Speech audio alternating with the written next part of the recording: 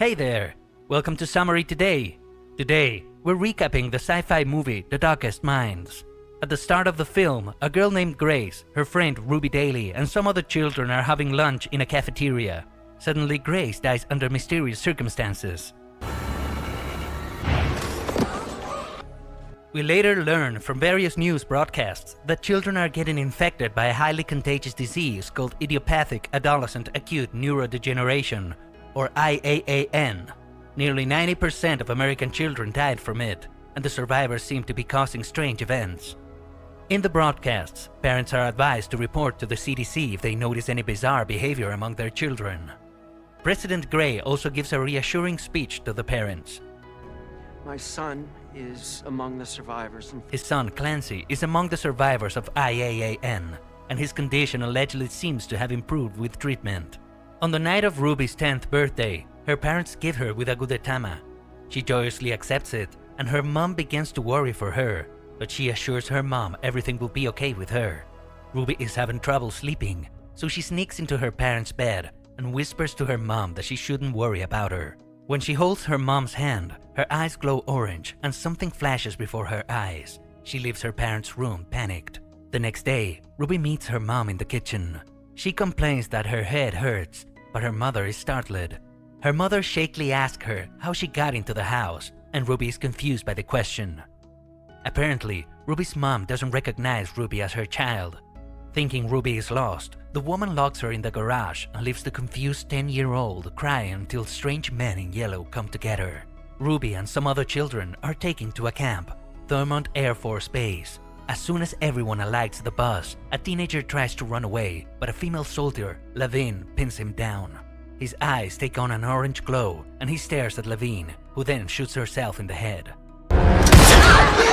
The teenager is revealed to be an orange, and he's beaten to a pulp by other soldiers.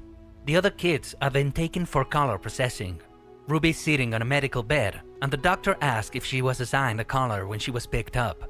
Since she's confused, he walks to a chart on the wall that shows a color pyramid and begins to explain. At the base are greens, who have the disorder of enhanced intelligence. On the top of them are blues with telekinetic abilities. Above them are golds, who can manipulate electricity. The doctor reveals that at the apex of the pyramid lies the most dangerous children, reds and oranges. But since they are very rare, Ruby shouldn't be worried about getting assigned to them. Once he scans Ruby's brain, the monitor reveals she's an orange and should be terminated. Ruby notices a shift in the doctor's composure and recalls that the teenager beaten up earlier was an orange. Just before the doctor is about to stab her with a lethal injection, Ruby uses mind control to brainwash the doctor into believing she's a green. He complies, and she's let go with the other green kids, becoming the only orange in her camp. 6 years pass, and an older Ruby is working with other greens at their station. Ruby makes a mistake, and a soldier tries to intimidate her, thinking she's too dumb to be a green. However, her friend stands up for her, angering the soldier and making him order a subatomic frequency test to be initiated. They are screeching from the pain, and Ruby passes out, waking up handcuffed to a hospital bed. The doctor in her room asks her for a few questions and introduces herself as Dr. Bagby or Kate. She's really friendly and chats with Ruby a bit. When Kate leaves, she drops her pad on Ruby's bed with a warning note that says they're going to kill Ruby because she's orange and they should meet somewhere to escape. Ruby and Kate are executing Kate's escape plan. Ruby is disguised and covers her face as much as possible because if she's caught, she will be killed. At the gate, one of the men gets suspicious of Ruby's identity and refuses to let Kate pass. Luckily, Ruby holds his hand and uses mind control to talk him into letting them go, which he does. Ruby sleeps off immediately because she has overexerted herself. Once Ruby wakes, she asks Kate a few questions and mentions that she wants to go home. But Kate says home isn't safe and she'll protect Ruby. She tells Ruby she works in the Children's League, an organization dedicated to getting children out of the reform camps, which are sadly fake. She also explains how life-threatening it is for Ruby to be an orange. Kate proceeds to give Ruby a tracking device which she should squeeze whenever she's in danger, so that Kate can come and help her wherever she is. Ruby is wary of Kate, and her fears are confirmed when they meet Rob, Kate's friend. He was meant to rescue 2 kids from his camp, but he claims he couldn't. But when Rob holds Ruby's hand, her powers reveal Rob oppressed the kids. Ruby is now eager to leave the adults' company and goes to a store to change clothes. Once she's done, she spots a young girl in rubber gloves. When the girl notices her, she causes electric sparks to rain. She's a gold. Kate and Rob hear the commotion from outside, and they run in to check on Ruby. Ruby doesn't trust them, so she runs after the little girl instead. The girl, later revealed to be Suzume or Sue, silently allows Ruby hide in her minivan and covers her with a blanket. Two teenagers, Liam and Chubbs, enter some seconds later and drive away once they see Kate and Rob searching for Ruby. They're just wondering who Ruby is when she comes out from her hiding place, thanks them for saving her, and is about to leave. At first, Chubbs, who introduces himself to Ruby as Charles, is reluctant to let Ruby join the group. Liam, however, doesn't want the League to find her and refuses to let her go. Not long after, Lady Jane, a tracer, and Rob and Kate start chasing after the kids, but Liam uses his telekinesis to put them off their trail. Once they're safe, the newly acquainted squad parks somewhere to rest. Chubbs, a green, wonders why the League would trouble themselves to go after Ruby, who claims she's also a green. Ruby gets nervous and wants to go home, but Liam stops her, explaining how bad an idea it is. He instead invites her to join their journey to East River, a safe harbor for kids like them. Once Liam mentions that the Sleep Kid, the unknown person in charge of East River, is an orange, Ruby agrees to come along. In the evening, the group continue their journey, and Ruby asks why the League is so bad, especially since they save her from the camp. The other teenagers disagree with her train of thought, and Liam mentions he previously worked for the League, and they can't be trusted, because no one can help them but themselves. In the night, the children rest in a hotel. Ruby and Sue sleep on the same bed, and Sue's hand accidentally brushes Ruby's. This lets Ruby tap into Sue's nightmare, the day she and Liam escape their camp. Many kids are shot dead that day, but Sue and Ruby awake from the dream breathing heavily. The following day, Sue presents Ruby with a fancy red dress. She wears it and meets Liam outside. They both have a goofy conversation and are interrupted by two tracers coming out of a room. Ruby uses mind control to convince them to drive away, unknown to Liam. The group hits the road again, determined to reach safety. Later, Ruby and Liam are attacked by mysterious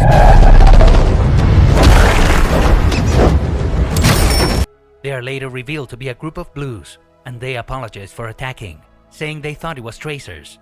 They invite the kids to sleep at the mall for the night. The blues tell the group that they've been to East River, but they're reluctant to give out the location. Ruby uses her powers to get information out of one of their members, and he gives her 3 letters, EDO, much to the annoyance of her teammates. The kids wonder about the significance of EDO. As Chucks and Ruby brainstorm, they realize the letters represent radio frequencies. They tune in to the frequency and are able to get the exact location of East River, Lake Prince, Virginia. One of us, you can find us.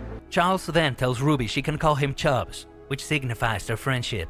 The group sets off to Lake Prince at daybreak, and Ruby realizes that her home is there and she can finally see her parents. She says a heartfelt goodbye to the group and walks to her parents' house. However, she chickens out of entering because she knows her parents will still not remember her. Ruby runs off to a field to cry. Liam consoles her there, and they head back to the minivan together. However, Lady Jane surprises them with a visit. Just as the tracer is about to handcuff Ruby, Ruby uses mind control to command her to drop all her weapons and walk into the forest. The other kids are surprised by the revelation that Ruby is an orange, and she collapses from overexertion. Ruby wakes up in the minivan, and the group is okay with her being orange. They bid farewell to their minivan and set off on foot to find East River. Not too long after, they find the location but are attacked by a patrol team.